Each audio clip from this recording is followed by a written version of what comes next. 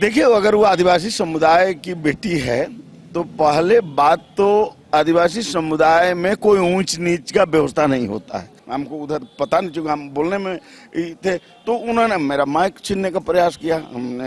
हम झटक दिए कि भाई हम कैसे देते माइक, है ना। किसी के मंच में बनाया मंच में जाके अपना चेहरा चमका के जो है आप निकल जा रहे हैं, तो आरोप लगा रही कि भाई ये ईसाइयों का आंदोलन था। तो भाई ईसाइयों का आंदोलन था तो आप क्यों गए वहां? उनको ताकत है तो भाई अपने बैनर पर वो रैली करे ना और अपने संदेश दे। तो जब उसको एजेंडा ही नहीं पता है तो हम लोग का स्कूल में वो कैसे स्टूडेंट हो सकती है? पहला तो हमको लगता है कि उसको आदिवासी दर्शन को समझना चाहिए। चूंकि देखिए, वोट का बहिष्कार करने से उनको कोई लाभ होने वाला नहीं है। जो आंदोलन उन्होंने रेल टेका, डहर छेका कार्यक्रम किया, चाहे हम लोग महारैली किए। कुर्मी समुदाय की तरफ से अल्टीमेटम दिया गया है कि अगर 15 दिनों के भीतर राज्य सरकार और केंद्र सरकार मांगों को लेकर पहल नहीं करती है या फिर चर्चा नहीं करती है तो घाटशिला उपचुनाव को कुर्मी समुदाय बायकॉट करेंगे। आज इसी को लेकर हम चर्चा करेंगे। हमारे साथ पूर्व मंत्री देव कुमार धान मौजूद है।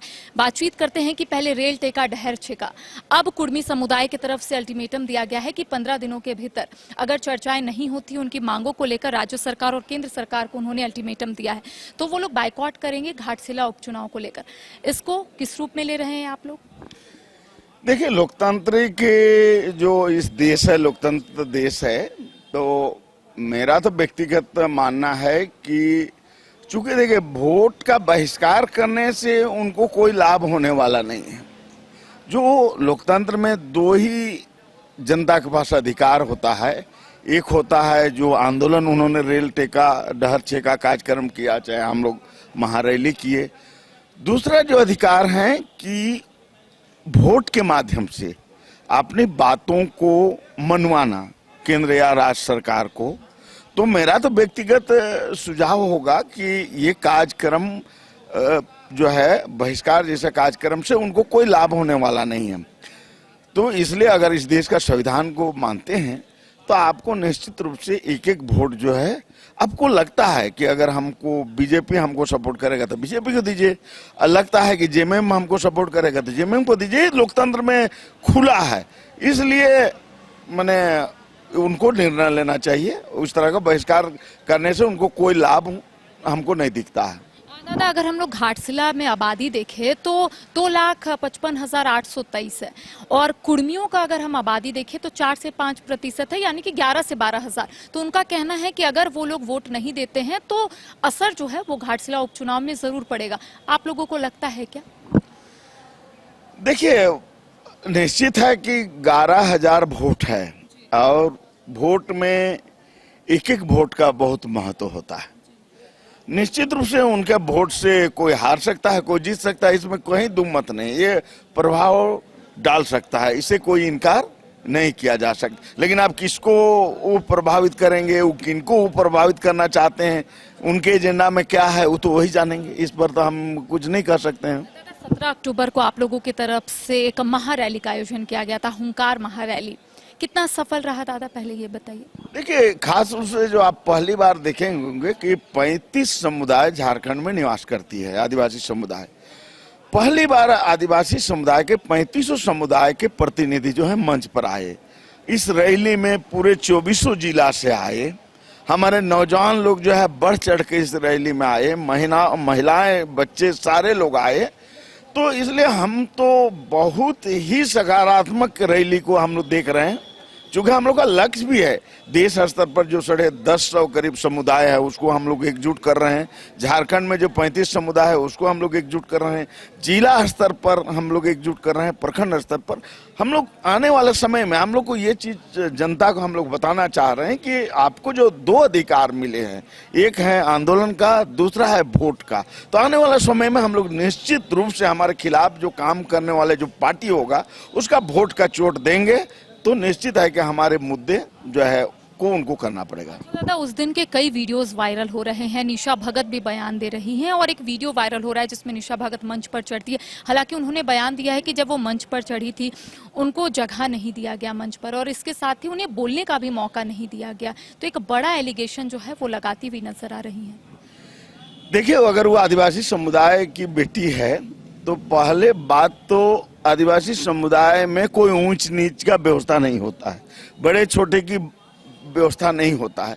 जब मंच पर जब 3500 समुदाय के प्रतिनिधि, नौजवान, महिलाएं, बुजुर्ग सारे लोग बैठे हुए हैं, तो वो एक तो पहले बहुत लेट से आई, आयोजक करता, जो संचालन करता, किसको उठाता, किसको बैठाता, तो पहला तो हमको लगता है कि उसको आदिवासी दर्शन को समझना चाहिए, आदिवासी मूल्यों को पहले समझने का प्रयास करना चाहिए। आदिवासी समाज में ऐसा नहीं होता, आदिवासी समाज में हर लोग बराबर होते हैं, और आप कोई ऐसा भी तो संवैधानिक पद पर आप हैं नहीं कि लोग आपके सम्मान में खड़ा हो जाएं, या समाज में भी आपकी कोई ऐसा हैसियत तो है नहीं कि लोग समाज में, देख लीजिए, अगर उनका इतना ही सम्मान होता तो कोई ना कोई खड़ा हो गया उसको सीट देता, लेकिन समाज के अंदर तो मैंने कोई हमको नहीं दिख रहा है उनके लिए कोई सम्मान जैसा चीजें, कुछ तो खड़ा नहीं हुआ, कोई आदमी उसके लिए सीट नहीं दिया।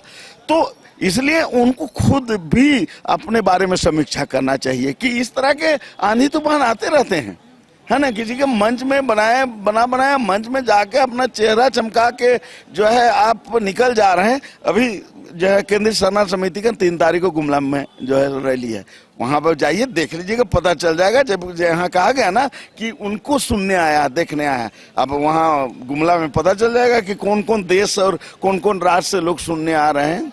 लोगों की तरफ से ये भी कहा जा रहा है कि बाउंसर लेकर एक तो मंच पर पहुंची, इसके साथ ही गले में माला भी था, और लगातार नारेबाजी भी की जा रही थी कि निशा भगत मंच पर पहुंची है, आप लोग मंच खाली करें। क्या ऐसा भी हुआ था, चूंकि आप भी मौजूद थे? देखिए, निश्चित रूप से जो केंद्रीय शरणार्थ समिति का फूलचंद तिर्की, उसका भाई जो जिला अध्यक्ष है अमर तिर्की, और उनके बहुत सारे साथी, करीब 10-12 साथी पहुंचे, और वो लोग बोला कि भाई निशा भगत आ रही है, आप लोग कुर्सी खाली करिए, है ना। तो और 2 बाउंसर लेके उन्होंने चढ़ा, जबकि आप देखे होंगे मुख्यमंत्री भी है तो उनका एक बॉडीगार्ड पीछे उनका रहता है, या प्रधानमंत्री भी आप देखिएगा, एक उसका एसपीजी का जो है, ये लोग एकदम आगे खड़ा हो गया, मैंने लग रहा है। तो ये लोग का जो आदत है कि भाई एकदम ठीक भीड़ आ जाए उस समय हम मंच पर चढ़े और अपना जो है, अभी सोशल मीडिया का जमाना है, अपना अलुल जलुल बक के जो है हम अपना चेहरा चमा के चल, तो ये चीज हम लोग होने नहीं देंगे। देखिए आप लोग लोकसभा और विधानसभा में देखिएगा कि समय का जो आवंटन जो होता है उसके एमएलए का सीट और एमपी का सीट के आधार पर, अब हम लोग देखेंगे कि कौन संगठन में कितना दम है, वो कितना आदमी निकाल सकता है, उसके आधार पर उसको मंच देंगे।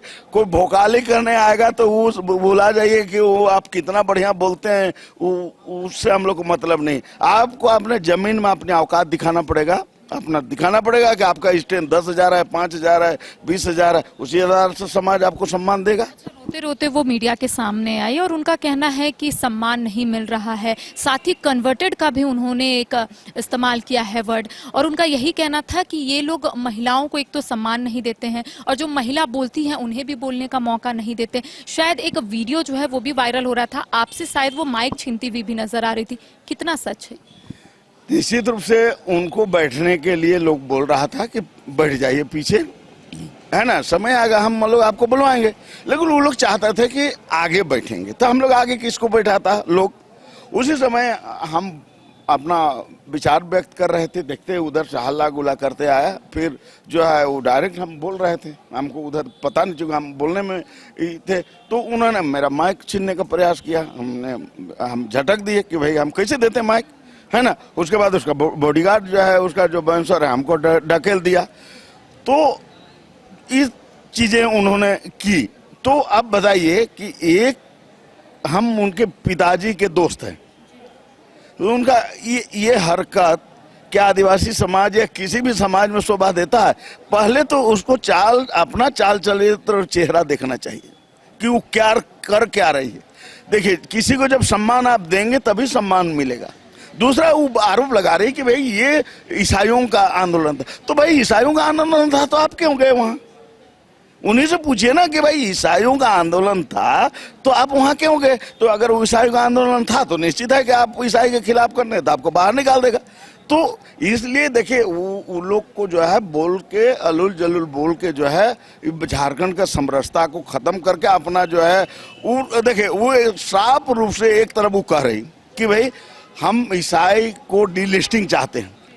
तो भाई जिस पार्टी का आप समर्थन कर रही है तो उस पार्टी का तो केंद्र में सरकार है, तो कानून बना दे कि जो धर्मांतरित आदिवासी हैं, चाहे वो ईसाई हो गए हैं, मुसलमान हो गए हैं, हिंदू हो गए हैं, सिख जैन बौद्ध हो गए हैं, उसका धर्म उसका आरक्षण खत्म हो जाएगा। तो कानून बनवा दीजिए ना। तो यहाँ भोकाली करने का क्या जरूरत है? यहाँ आप वहाँ जाइए, अपना बाप दादा को बोलिए जो है मोदी जी को और आपको क्या कहते हैं अमित शाह की। लगता है कि समाज के लोगों के साथ इस तरीके का उन्होंने व्यवहार किया है, तो क्या वो समाज के लोगों के साथ उनका जो हक और अधिकार है, जिस चीज को लेकर आप लोग लड़ाई लड़ रहे हैं, उनके साथ वो रहेंगी? देखिए वो कहीं नहीं रहेगी। हम लोग देखिए, आपको हार्दिक पटेल भी सुने होंगे, गुजरात में 5 लाख लोग को उतारते थे, वो आज कहाँ है? गुजर आंदोलन देखे होंगे। तो ये सब कुछ चलने वाला नहीं। जब तक कुर्मी लोग अभी आंदोलन उधर से चौका मारेंगे तो इधर से हम लोग छक्का मारेंगे, तब तक ये लोग का दुकान चलेगा। इसके बाद इनका दुकान परमानेंट बंद हो जाएगा, इनको कोई पूछने वाला नहीं है। क्योंकि उनका गृह जिला गुमला है, वहां जाके देख लीजिएगा ना कि उनको कितना सपोर्ट मिलता है। जो आम समाज 31 को कर रहा है, उनमें भीड़ कितना आएगी? और वो जो सरना समिति का जो ही लोग बोल रहा है कि हम लोग जो है बहुत बड़े ताकतवर, आपको गुमला में जाके देख लीजिए। चाहे उनको ताकत है तो भाई अपने बैनर पर वो रैली करे ना, और अपने संदेश दे करे। ये तो बहुत इंटरनेशनल लोग का तो केंद्रीय सरना समिति विश्व स्तर का है, तो उनको कर ले। तो क्या निशा भगत अब आप लोगों के साथ इस लड़ाई में आगे कंटिन्यू करेगी या फिर नहीं करेंगी? देखिए वो कैसे कर सकती है, जिसको उसके एजेंडा ही। अब जब हम वहाँ तो क्या चाहते हैं दादा? जब वहाँ कुर्मी के खिलाफ वो आंदोलन था तो वहाँ सरना ईसाई करने की क्या जरूरत है? तो जब उसको एजेंडा ही नहीं पता है तो हम लोग का स्कूल में वो कैसे स्टूडेंट हो सकती है? हम लोग का आंदोलन में हम लोग का ग्रुप में वो कैसे, उसको आता ही पता नहीं है। तो उसको भाई जब आपको क ही नहीं पता है तो फिर आपको हम लोग अपना स्कूल में एडमिशन क्यों करेंगे? वो अपना स्कूल है, RSS का स्कूल है, अपना जो है वो केंद्रीय सरना समिति का स्कूल है, वहाँ अपना वो पढ़े लिखे, हम लोग को उसका बधाई धन्यवाद है ना, फले फूले देश के राष्ट्रपति हो जाए। आप लोगों के साथ नहीं है वो? निश्चित रूप से वो हम लोग के साथ रहने लायक है भी नहीं, हम लोग के साथ रहने लायक है भी नहीं। एक आखिरी सवाल कि अब आने वाले समय में आदिवासियों की तरफ से क्या रणनीति रहने वाली है? चूंकि आपका कहना है कि 11 नवंबर को फिर से रैली होगी, धरना प्रदर्शन होगा, क्या है पूरा? 11 नवंबर को यहाँ जो महान कोल विद्रोह हुआ था 11 नवंबर 1831 को, उसका 195वां वर्ष हम लोग का पूरा होगा और CNTAT का भी स्थापना दिवस है। तो वो हम लोग जो है वो मनाएंगे 11 तारीख को। उसके बाद हम लोग जो है झारखंड में बुद्धिजीवियों का बैठक करेंगे, क्योंकि 15 नवंबर को 25 साल का झारखंड होने जा रहा है। तो झारखंड का दशा और दिशा पर हम लोग बात करेंगे। फिर जितने भी संगठन जो है इस आंदोलन में जगह जगह पर काम कर रहा है उसका चिन्हित कर रहे हैं, उस सारे लोगों को 3 दिन का हम लोग जो है विचार मंथन करेंगे। यूथ लोग को आगे बढ़ाने के लिए उसके ट्रेनिंग प्रोग्राम करेंगे। इस तरह का जो हम लोग जो है DSP पर करेंगे, विस्थापन पर करेंगे। इस तरह हम लोग का कार्य योजना बना हुआ है, उस पर हम लोग जो है पूरे राज्य को दिशा देंगे।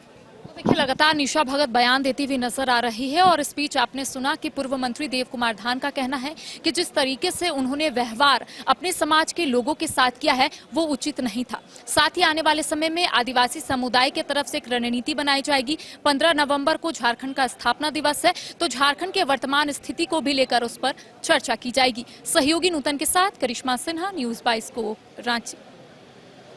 पूरा